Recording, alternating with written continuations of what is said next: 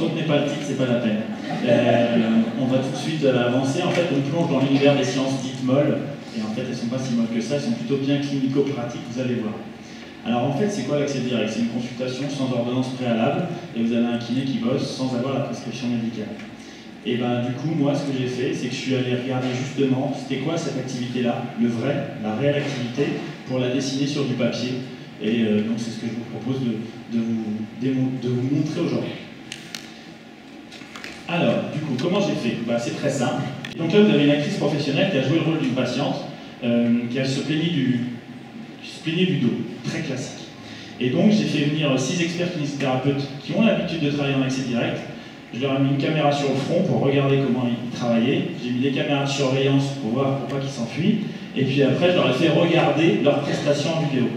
Une fois qu'ils avaient regardé, j'ai fait ce qu'on appelle un entretien d'autoconfrontation pour rentrer dans leur tête, pour savoir comment ils avaient pris la décision de dire « Ok, cette patiente-là, il n'y a pas de danger, je la prends en kiné ou je la prends pas et je fais confiance à quelqu'un d'autre. » Et voilà, j'ai dessiné ce truc-là. Donc, vous voyez, finalement, il y a des petits drapeaux rouges. Ça, c'est les éléments qu'on s'attend à avoir. C'est-à-dire, vous avez tous entendu parler de ça, les red flags, les drapeaux rouges.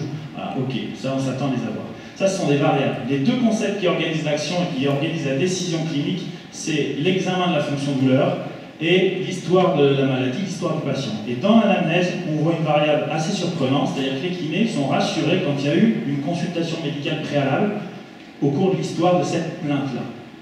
Mais est-ce que vraiment ça doit nous rassurer, ou est-ce que ça ne perturbe pas plutôt le raisonnement clinique? Il faudrait juste se poser cette question. Je ne propose pas de réponse, mais en tout cas, j'ai mis les points d'interrogation. Comment ils ont réfléchi? Ils ont réfléchi, évidemment, en émettant des hypothèses comme tout le monde. Il n'y a pas de raison qu'on soit algorithmique alors que le cerveau humain ne peut pas l'être. En revanche, ce qui est très intéressant, c'est que ceux qui sont plus expérimentés, ils ont utilisé le raisonnement clinique rapide, intuitif, peu coûteux en énergie. Pourquoi? Parce qu'ils ont des scripts cliniques, ils ont des images, ils ont des chaînes opérateurs qui leur permettent d'aller tout simplement plus vite et de prendre les décisions plus rapidement. Alors du coup, ça sert à quoi? En fait, ça m'a servi à faire évoluer une échelle de préoccupation que vous voyez à l'image en rajoutant les rôles sociaux des kinés. Les kinés ne font pas de diagnostic médical.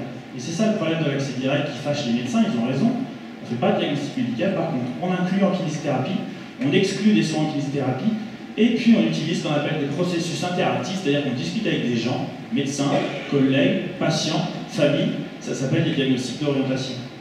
Et donc, je propose une évolution de cette échelle de préoccupation produite en 2020 par des physios à l'international pour l'adapter au contexte français et faire que l'accès direct au kinésithérapeute avance tout doucement dans la catégorie. Alors, qu'est-ce qui a été intéressant dans cette recherche? C'est qu'il y a eu des dilemmes qui sont apparus, plutôt être kiné soignant, kiné bien-être, soigner la maladie, soigner le patient, ou collaborer, ou camper sur nos positions. Toujours est-il que la qualité des soins ne peut que évoluer, et l'identité professionnelle aussi. Donc, merci de votre attention.